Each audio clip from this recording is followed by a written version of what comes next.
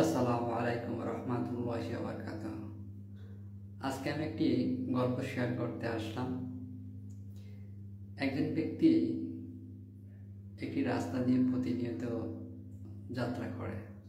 প্রত্যেক দিন একই সময়ে ওইখান দিয়ে যায়। সুতরাং একদিন, 2 দিন, 3 দিন এভাবে সে ক্রমাগত নিয়মিত সেখান দিয়ে যাতায়াত করে। নিয়মিত সেখান থেকে যাতায়াত করার কারণে আশেপাশের লোকজনগুলোর একটা কৌতূহল সৃষ্টি হয়। আচ্ছা, এই লোকটি কেন রেগুলার এখান দিয়ে যায়, কোথায় যায়, কি করতে যায়, কেন যায়, নানান প্রশ্ন তাদের মধ্যে সৃষ্টি হয়। তো তারা সেই প্রশ্নের উত্তর খোঁজার জন্য তার পিছু নেয় যে কেন সে এখান দিয়ে রেগুলার যাতায়াত করে, কোথায় যায়, কি জন্য যায়।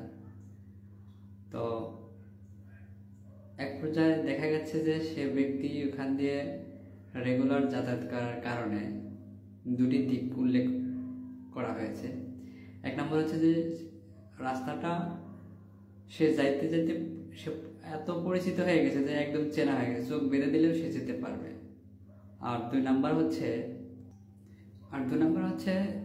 সবার মনে কৌতূহল সৃষ্টি হচ্ছে, কেন যায়, কি জন্য যায়।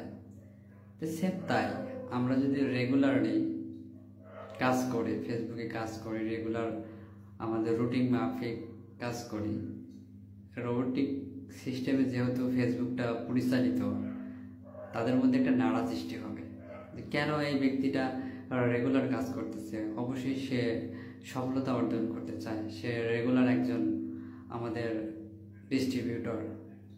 সুতরাং যখন রোবোটিকের সিস্টেমে আপনার নজরে চলে আসবে, রোবটের নজরে চলে আসবে, তখন অটোমেটিকলি দেখা যাবে যে আপনারটা ছবি বা ভিডিও বা পোস্ট ভাইরাল হচ্ছে, দ্রুত এঙ্গেজমেন্ট বাড়তেছে, ফলোয়ার বাড়তেছে।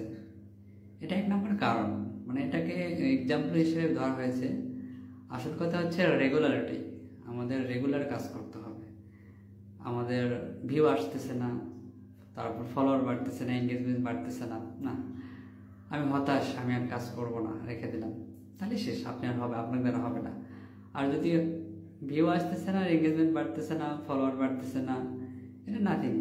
আজ বাড়ে নাই, কালকে বাড়বে। আজকে 20টা ভিউ হয়েছে, হোক, কালকে 22টা হবে, তারপর দিন 25টা হবে, 100টা হবে।